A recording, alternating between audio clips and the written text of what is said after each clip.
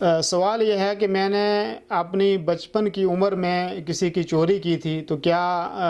اب مجھے کیا کرنا چاہیے اس سلسلے میں؟ پہلی بات تو یہ ہے کہ آپ کو اس مالک کو تلاش کرنا چاہیے جس کی آپ نے چوری کی تھی، اور اس کو اس کی جو چیز آپ نے لی تھی وہ واپس کرے، یا اس کی جو قیمت ہے وہ واپس کرنی چاہیے۔ اگر وہ فوت ہو گیا ہے تو اس کے ورثاء کو تلاش کیا جائے اور اس کے ورثاء کو وہ چیز دوبارہ اس کو لوٹائی جائے۔ اور اگر وہ ان کو ڈھونڈنا بھی مشکل